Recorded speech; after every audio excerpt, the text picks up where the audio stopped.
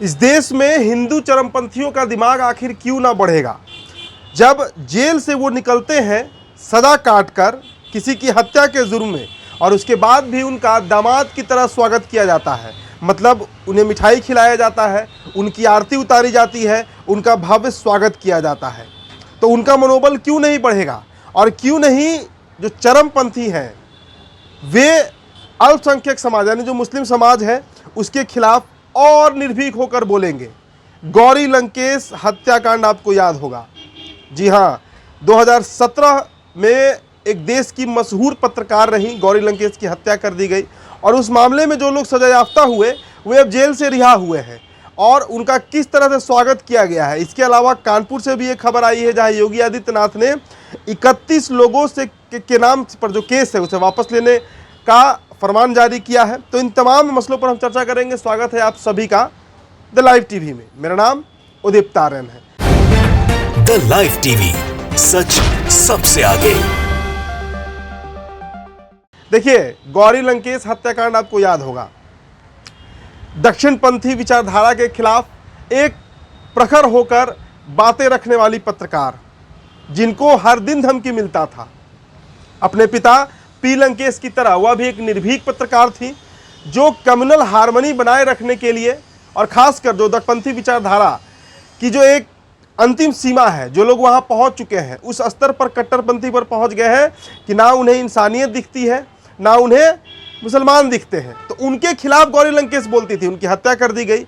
अब उस मामले में अमोल काले जो मास्टरमाइंड बताए गए थे और उनके साथ करीब 17 लोगों की गिरफ्तारी हुई थी, उसमें से आपको ये पहले तस्वीर देखिए अपने स्क्रीन पर कि किस तरीके से जो 2 लोग जेल से छूटकर बाहर निकले हैं, उनका लग रहा है जैसे भगवान खुद अयोध्या पहुंचे हैं, और इस तरीके से उनका स्वागत किया जा रहा है। उनको मंदिर में बैठाया गया है, उन्हें मिठाइयाँ खिलाई जा रही हैं, मिठाइयाँ बांटी गई हैं। तो जब इस तरीके का प्रकरण घटेगा तो बाबा सिद्दीकी जिनकी कल रात हत्या हो गई, उस तरह का जो घटना है या उस तरीके के जो घटनाएं हैं वो क्यों ना बढ़ेंगी। इसके अलावा आपको याद होगा कि एक बार यशवंत सिन्हा जो केंद्रीय मंत्री भी रहे, उनके जो बेटे हैं जयंत सिन्हा, उन्होंने भी तबरेज के हत्या के हत्यारों जो हत्यारे थे उनका भव्य स्वागत किया था। आरोपियों को तिलक लगाया था, आरती उतारी थी और मिठाइयाँ बांटी थी। तो समझिए इस बात को कि ये मनोबल बढ़ाने की बात है। सीधा इसका एक देखिए इशारों में समझाया जाता है या एक सिंबॉलिक मतलब होता है, प्रतीक के रूप में बात की जाती है, खासकर राजनीति में। अपराधियों का मनोबल क्यों नहीं बढ़ेगा, और खासकर ये वैसे अपराधी हैं जो धर्म के नाम पर अपराध करते हैं, जो चरमपंथी हैं, जो कहते हैं कि हम हिंदुत्व को बचा रहे हैं, हम हिंदुत्व के रक्षक हैं, हम गो रक्षक हैं, हम ब्राह्मणों के रक्षक हैं। ऐसे लोग जब कोई कुकृत्य करते हैं और इतना गंदा अपराध, एक महिला को गोली मारना उसके घर में घुसकर, गौरी लंकेश का वही हुआ था, और उसके बाद ये जब जेल से रिहा होते हैं तो इन्हें इस तरीके से सम्मान दिया जाता है जैसे ये सरकार के दामाद हो या हिंदू समाज के ये दामाद हो। चलिए अब आगे एक और खबर जिसकी मैंने चर्चा की थी, अब स्क्रीन पर देखिए।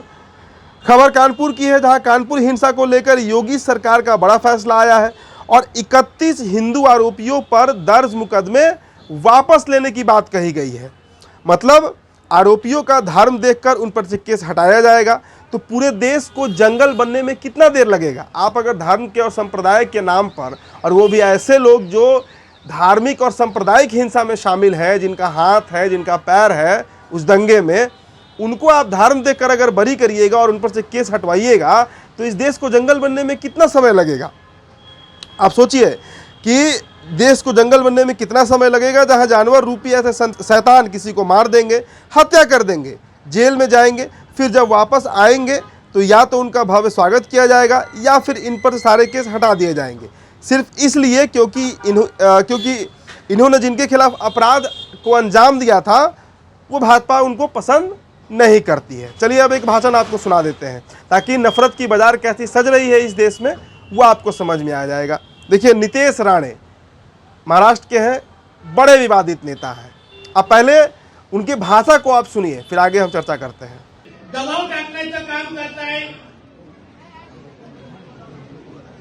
कोण इथे मोठे पाकिस्तानचे भडवे राहतात। तो ये नीतीश राणे हैं। नीतीश राणे वही व्यक्ति थे, सुबह हमने आपको एक स्टोरी भी बताया था वारिस पठान को लेकर कि वारिस पठान से उनकी तूतू में चलते रहती है, धमकी भी दिया गया है उनकी तरफ से।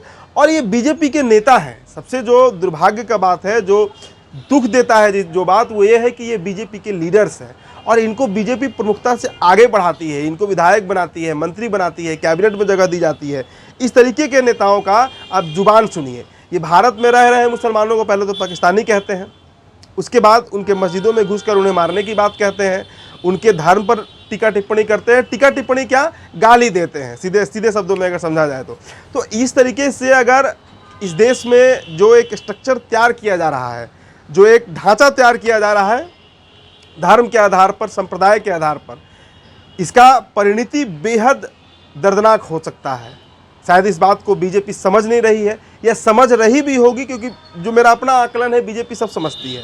बीजेपी के शीर्ष नेताओं को पता है कि इसका अंतिम परिणति क्या होगा। लेकिन चूंकि वोट का सवाल है, वोट बैंक का सवाल है, ध्रुवीकरण का मसला है, इसलिए बीजेपी ऐसे लोगों को प्रोत्साहित करती है। ना सिर्फ प्रोत्साहित करती है बल्कि इन्हें आगे बढ़ाती है। तो देखिए, गौरी लंकेश की हत्या के आरोपी जेल से बरी हो चुके हैं, उन्हें जेल से बाहर निकाला गया है और उसके बाद उनका किस तरीके से आरती किया गया, मिठाइयाँ बांटी गई, उन्हें भगवान की तरह उनको सम्मान दिया जा रहा है, जो कि एक बेहद बड़ा तमाचा है इस देश के संवैधानिक ढांचे पर, इस देश के संविधान पर, जो इक्वालिटी की बात करती है बिना जात पात धर्म समुदाय देखे हुए।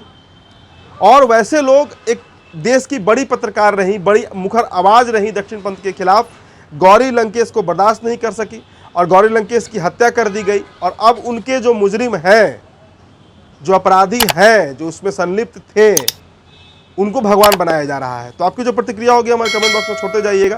फिलहाल इस रिपोर्ट में इतना ही। बहुत बहुत शुक्रिया। द लाइव टीवी, सच सबसे आगे।